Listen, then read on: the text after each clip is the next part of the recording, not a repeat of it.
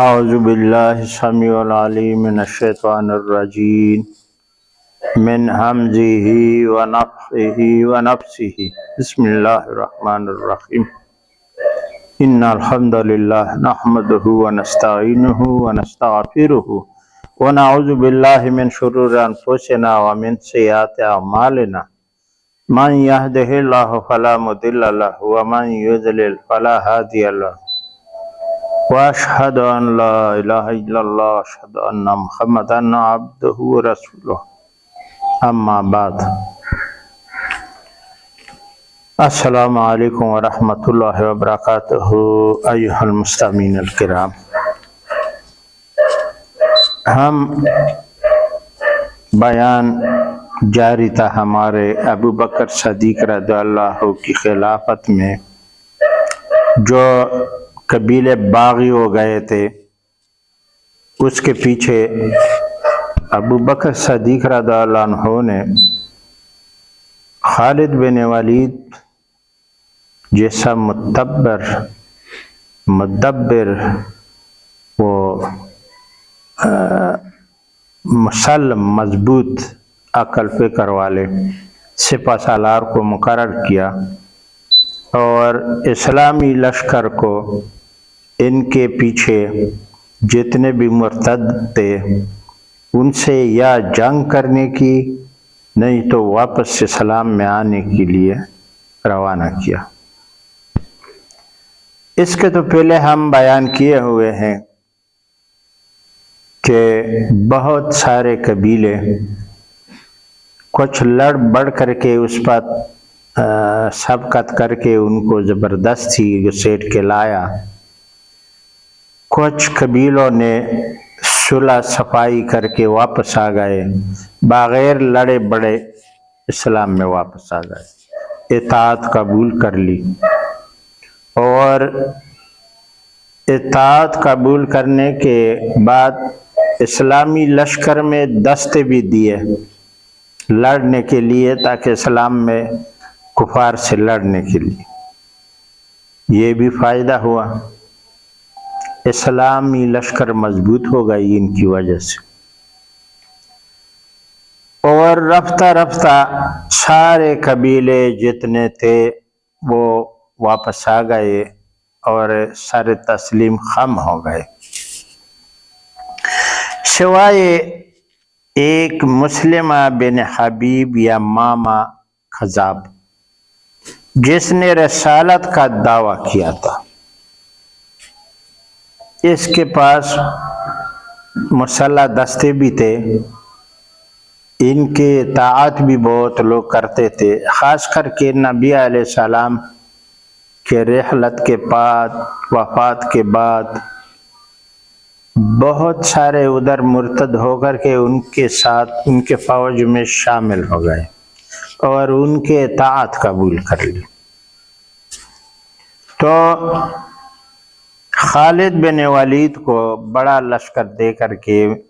ابو بکر صدیق رضی اللہ عنہ نے حبیب مسلمہ بن حبیب یمانی خذاب بھی بولا، اس کے ساتھ ہوتا ہے، جو رسالت کے دعوے دار تھا، اس کے لیے اس کے ساتھ اس کو ختم کرنے کے لیے بھیجا۔ پہلے نبی علیہ السلام نے ایک بشارت دی تھی اپنے زندگی میں کہ میں نے خواب میں آپ کی طرف وحی کی، کہ رب العالمین نے خواب میں آپ کی طرف وحی کی کہ آپ ان دونوں کو پھینک دے۔ وہ کہتے ہیں کہ میں نے خواب میں دیکھا کہ گویا آپ کے ہاتھ میں سونے کے 2 کنگن ہے، سونے کے 2 کنگن، آپ ان کی وجہ سے پریشان ہوئے تو اللہ تعالیٰ نے خواب میں آپ کی طرف وحی کی کہ آپ ان دونوں کو پھونک مارے۔ آپ صلی اللہ علیہ وسلم نے ان کو پھونک ماری تو وہ دونوں اڑ گئے، تو آپ نے اس کی یہ تعبیر کی کہ 2 کذاب ظاہر ہوں گے، اور وہ صاحب صنع اور صاحب یمامہ ہے۔ ایک صنع میں یمن میں رسالت کا دعویدار بنا تھا، دوسرا یمامہ میں یہ جو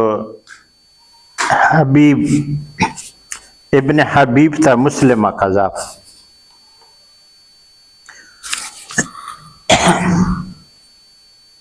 اور اسی طرح وقوف پذیر بھی ہوا، وہ دونوں مر گئے اور ان کی حکومت بھی جاتی رہی۔ اسود تو اپنے گھر میں قتل ہوا، اور مسلمہ کو اللہ تعالیٰ نے وحشی بن حرب کے ہاتھوں قتل کیا۔ یہ وحشی بن حرب، اس کا بھی کچھ حال سنیے۔ یہ ہندا کے غلاموں میں سے تھا، یا کچھ کسی دوسرے کا تھا، لیکن اس نے بعد میں لیا۔ اور یہ حبشی تھا، وحشی بن حرب نام بھی ایک اس کا وحشی بنا لکھا تھا، اور تھا بھی حبشہ سے۔ یہ بڑا ماہر تھا خنجر پھینکنے کا، تلوار سے نہیں لڑتا تھا، تیر نہیں مار چلا سکتا تھا، لیکن خنجر کا پھینکنا کمال کی اس نے استاذی لی۔ جس بندے کی طرف بھی وہ خنجر اٹھا کر کے پھینکتا تھا، سیدھا اس کے دل پر لگتا تھا اور آر پار ہو جاتا تھا۔ تو ہندا نے ان کو جنگ احد میں سیدنا حمزہ رضی اللہ عنہ کے لیے متعین کیا کہ آپ اور کسی جگہ میں نہیں لڑنا ہے، اس کو مارنا ہے، اور اس کا دل نکال کر کے مجھے لا دینا ہے، کیونکہ سیدنا حمزہ رضی اللہ عنہ نے ان کے بھائی کو قتل کیا تھا، ان کا سکا بھائی ہندا کا جو ابو سفیان کا بیوی تھا، اس کو قتل کیا تھا۔ اس کے قتل کا بدلہ لینے کے لیے اس غلام کو انہوں نے ترتیب کیا، اور ان کو کہا کہ آپ ان کو قتل کر کے دل میرے تک لائے۔ یہ گھومتا رہتا تھا احد میں، حتیٰ کہ سیدنا حمزہ رضی اللہ عنہ کے سامنے آ گیا اور ان کو ایسا خنجر مارا کہ سیدھا ان کے سینے میں گھس گیا اور آر پار ہو گیا۔ سیدنا حمزہ شہید ہو گئے، گر گئے، سخت ضرب لگی تھی، اور جب گر گئے تو جنگ بھی جاری تھی، ادھر ادھر لوگوں کا دھیان بھی زیادہ نہیں تھا۔ ان کو چیر کر کے ان کا دل نکال کے لے گیا، یہی حبشی ہے۔ اور جب ان کے پاس دل لے کے گیا، لیکن اس نے کھایا نہیں، تھوڑا منہ میں چبایا اور الٹی کیا۔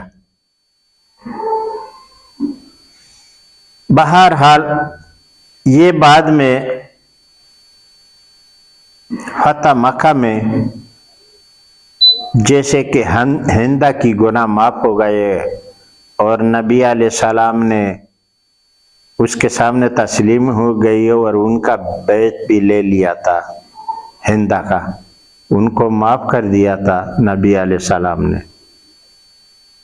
ایک تو ابو سفیان کی سردار کی بیٹی تھی، وہ پہلے اسلام لائے ہوئے تھے، دوسرا عورتوں میں یہ بہت بڑھ چڑھ کر کے اور زبان بولنے والی اور سمجھنے والی سمجھدار عورت تھی قریش کی عورتوں میں۔ انہوں نے نبی علیہ السلام سے معافی مانگی، اور ان کا صرف ان کا ہاتھ پکڑا ہے،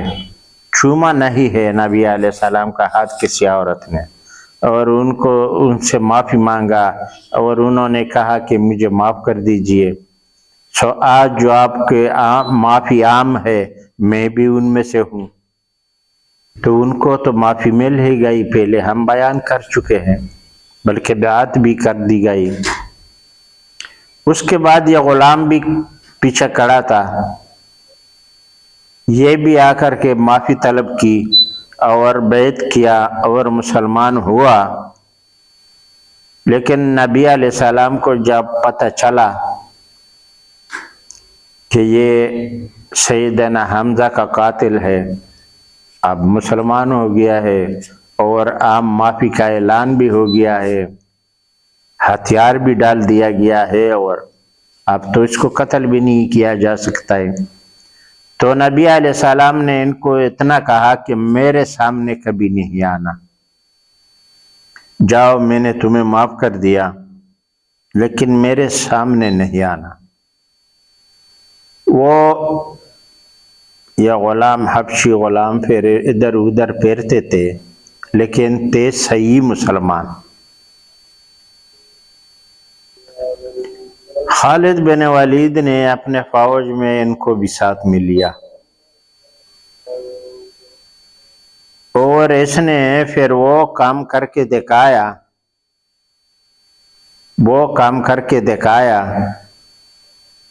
ایک کفر میں بڑا کام کیا تھا جو سیدنا حمزہ کا خنجر مار کر کے دل نکال کے لے کے گیا تھا،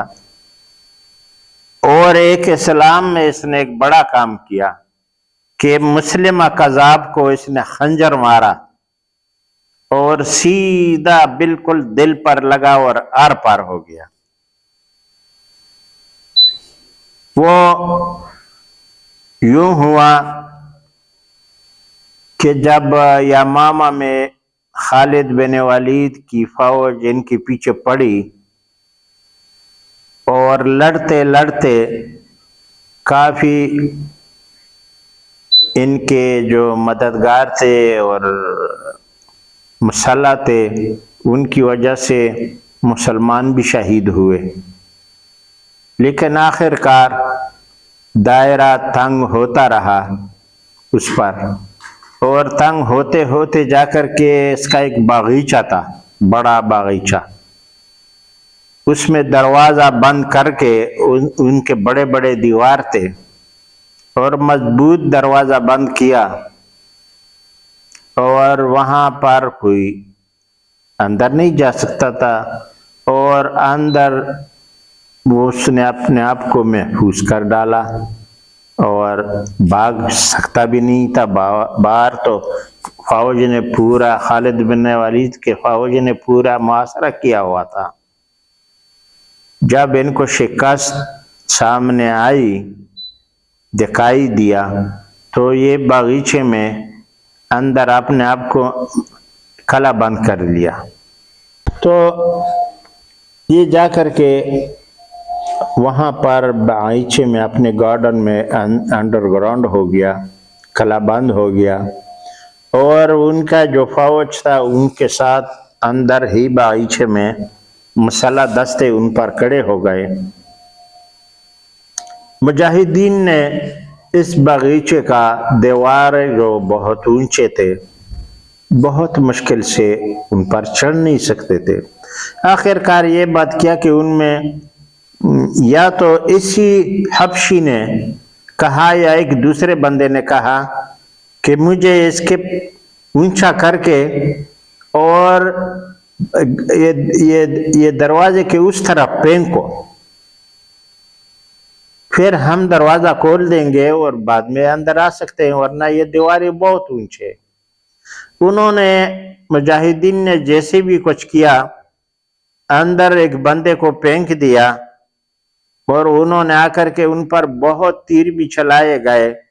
بیچارہ زخمی بھی ہو گیا، لیکن یہ کام کیا کہ دروازہ کھولا۔ دروازہ جب کھولا تو اندر مسلح آدمی تھے، وہ لڑ پڑے آپس میں، مجاہدین بھی، اور یہ لڑتے لڑتے یہ حبشی نے تاڑ کر کے اس قذاب مسلمہ قذاب جو ایک دیوار کے کونے میں ایک کھجور کا درخت کے ساتھ پیچھے کھڑا تھا اور نظارہ دیکھ رہا تھا. یہ تو تھا بہت حرامی ڈرپوک تھا. یہاں پر اس نے جب دیکھا تو خنجر اٹھا کر کے جیسے پھینکا سیدھا دل کے اوپر لگا اور آر پار ہو گیا. یہ لڑکھڑاتا ہوا گر گیا اور جیسے اونٹ بڑبڑاتا ہے اس سے بڑبڑا رہا تھا. اور ان کے جو مسلح دستے تھے ان میں بھی افراتفری پھیل گئی اور بات یہ ہو گئی کہ سب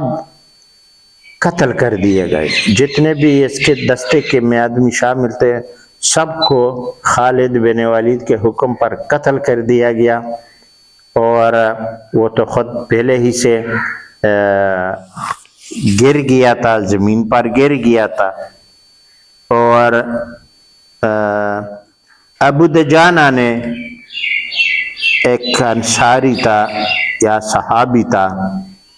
اس کے سر پر تلوار مار کر کے سر پاڑ دیا. اس نے آ کر کے پیچھے سے ان کا سر بھی پاڑ دیا. اور یہ واقعہ یہ باغیچہ اس کے گھر کے صحن کے اس باغیچے میں ہوا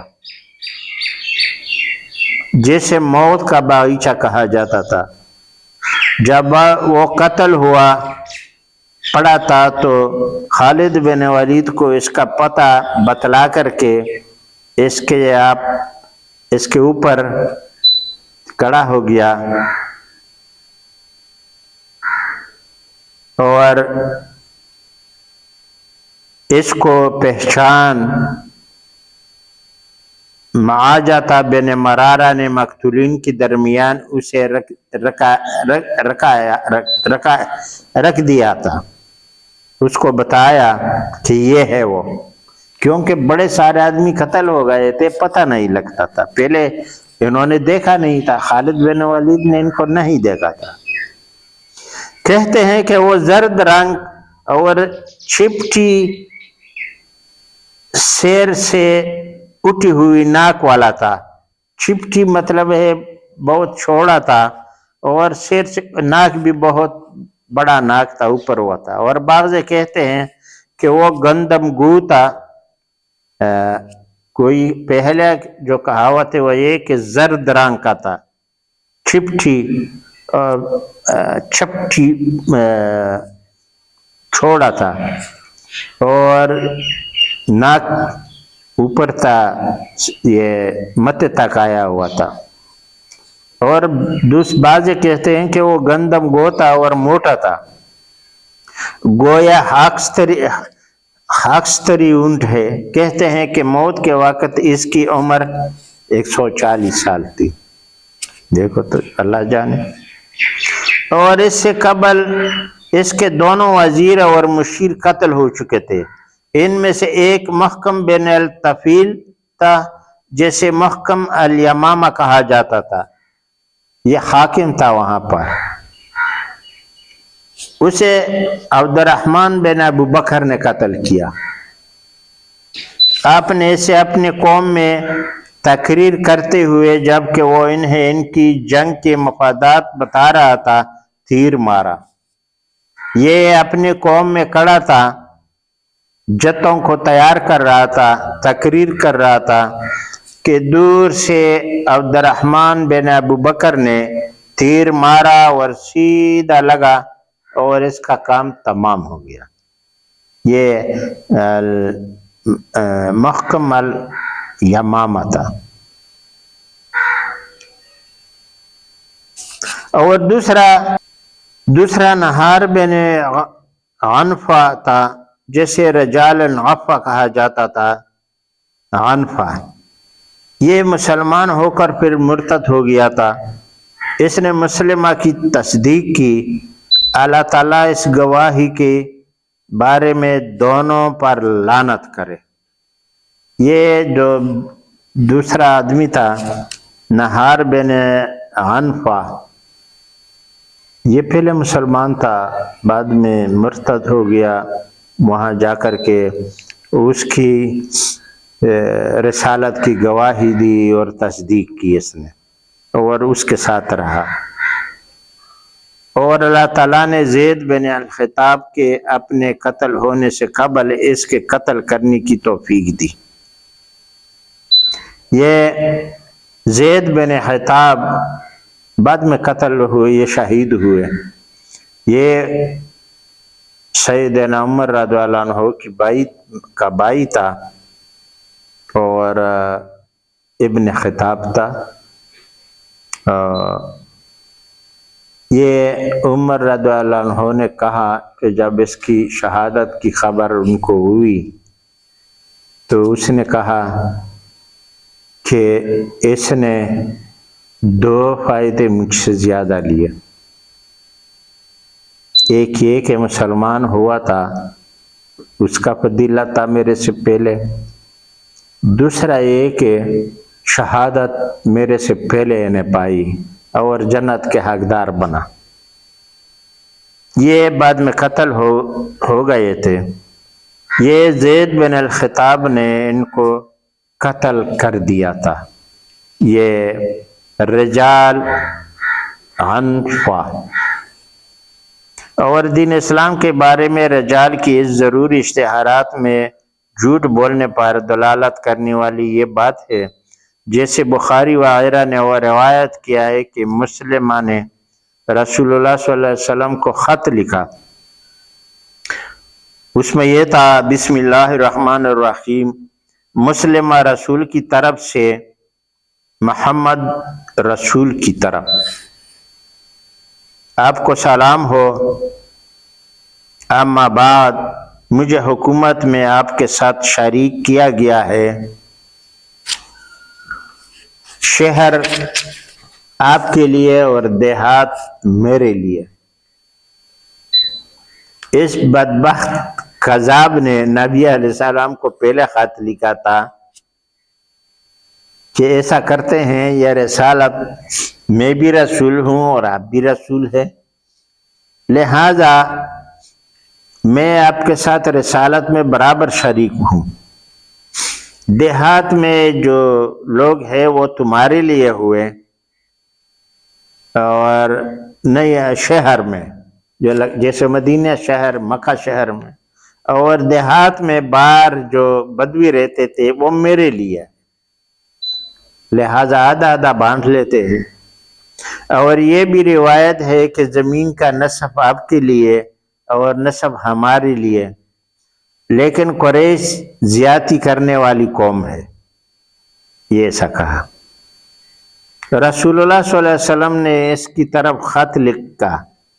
بسم اللہ الرحمن الرحیم، محمد رسول اللہ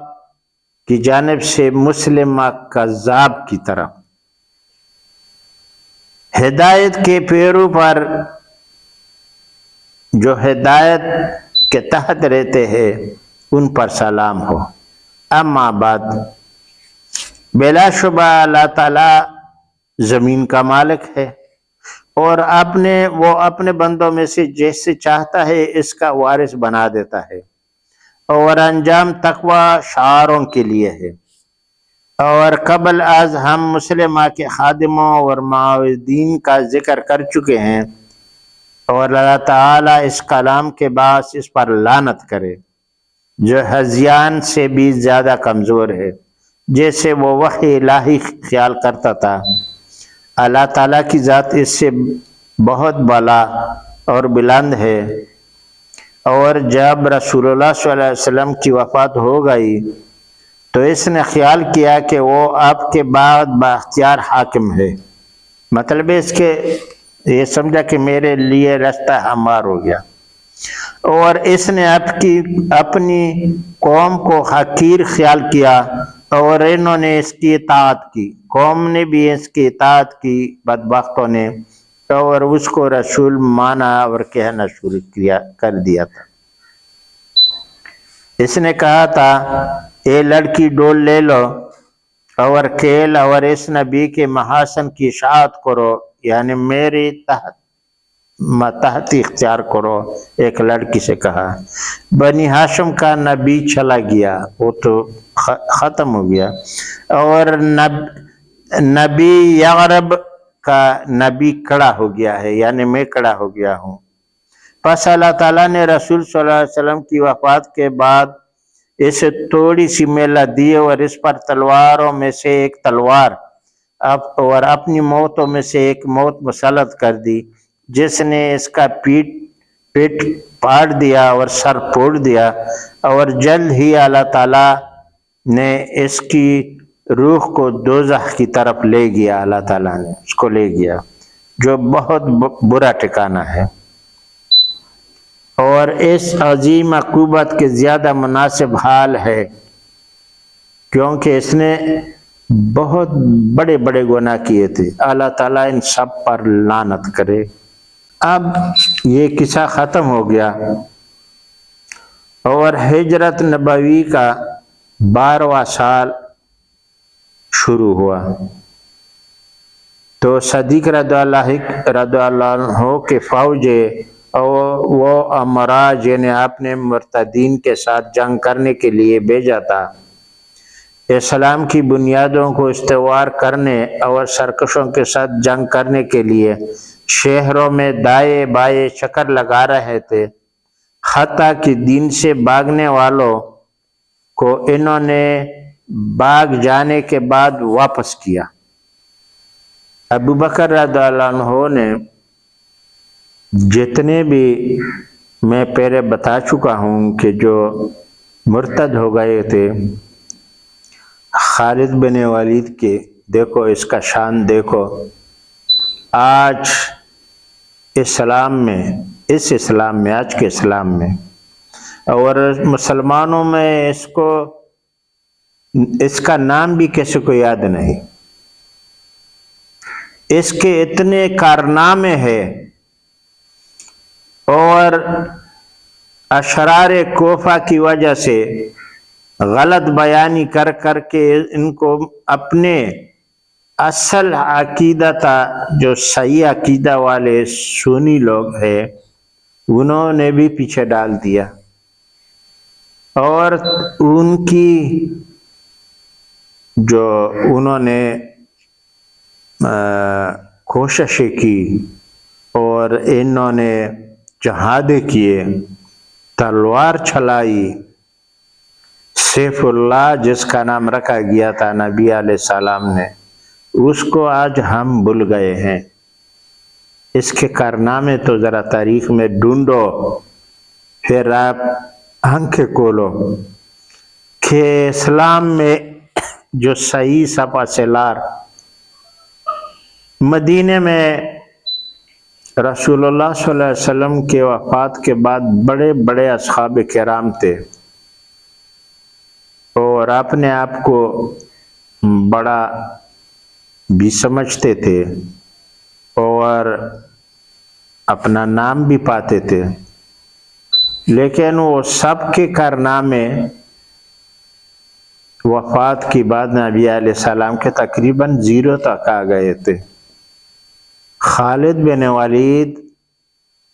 نے تلوار اٹھائی اور ابو بکر صدیق نے سہارا دیا اور اللہ کا نام لے کر کے نکل گئے اور سارے مرتدین کو ٹھکانے لگا دیا، اسلام میں واپس لایا، اور یوں ہر طرف سے راہ ہموار ہو گئی اور پورا کا پورا نظام پھر واپس آیا۔ حالانکہ بڑے بڑے اصحاب کرام نے ہمت بھی ہاری تھی اور مشورہ بھی دیا تھا ابو بکر صدیق رضی اللہ عنہ کہ بس چھوڑو، کیا ان سے لڑنا ہے، اور یہ بہت اکٹھے ہو جائیں گے، مصیبت ہو جائیں گی اور بڑا نقصان ہوگا، یہ ہوگا وہ ہوگا، مگر ابو بکر صدیق رضی اللہ عنہ نے دل نہیں ہارا، ہمت نہیں ہارا، اور ایسے سپہ سالار کو اپنے فوج کا، اسلامی لشکر کا سالار بنایا کہ اس کے تلوار نے پورے مرتدین کو واپس لایا، اور جو مرتدین کے ساتھ جنگ کرنے کے لیے بھیجا تھا، اسلام کی بنیادوں کو استوار کرنے اور سرکشوں کے ساتھ جنگ کرنے کے لیے شہروں میں دائیں بائیں چکر لگا رہے تھے، حتیٰ کہ دین سے بھاگنے والوں کو انہوں نے بھاگ جانے کے بعد واپس کیا اور حق اپنے اصل کی طرف لوٹ آیا، اور جزیرہ عرب ہموار ہو گیا اور دور تر جانے والا قریب تر کی طرح ہو گیا۔ اور علماء سیر و تواریخ کی ایک جماعت نے کہا ہے کہ جنگ یمامہ اس سال کے ربیع الاول میں ہوئی تھی، اور بعض کا قول ہے کہ اس سے پہلے سال کی آخر میں ہوئی تھی۔ ان دونوں اقوالوں کے درمیان طبق کی صورت یہ ہے کہ اس جنگ کا آغاز گزشتہ سال ہوا تھا اور اس کا اختتام آنے والے سال میں ہوا، اور اس قول کی بنا پر چاہیے کہ وہ اس کا ذکر گزشتہ میں کرے، جیسا کہ ہم نے اس احتمال کے بنا پر اس کا ذکر کیا ہے کہ وہ گزشتہ سال قتل ہوئے تھے، اور قبل اس کے کہ اس سال میں شام اور عراق قتل ہونے والوں کے ساتھ ان کا ذکر ہو۔ ہم نے ان کے حالات مکمل کرنے کے لیے سبقت کریں گے، جیسا کہ ابھی ہم بیان کریں گے انشاءاللہ تعالی۔ اللہم انی ظلمت نفسی ظلما کثیرا ولا یغفر الذنوب الا انت فاغفر لی مغفرۃ من عندک وارحمنی انک انت الغفور الرحیم۔ ربنا ظلمنا انفسنا وان لم تغفر لنا وترحمنا لنكونن من الخاسرین۔ ربنا لا تؤاخذنا ان نسینا واخطأنا ربنا ولا تحمل علينا إصرا كما حملته على الذين من قبلنا ربنا ولا تحملنا ما لا طاقة لنا به واعف عنا واغفر لنا وارحمنا أنت مولانا فانصرنا على القوم الكافرين۔ اللهم ربنا آتنا في الدنيا حسنة وفي الآخرة حسنة وقنا عذاب النار وادخلنا الجنة مع الأبرار، يا عزيز يا غفار يا رب العالمين۔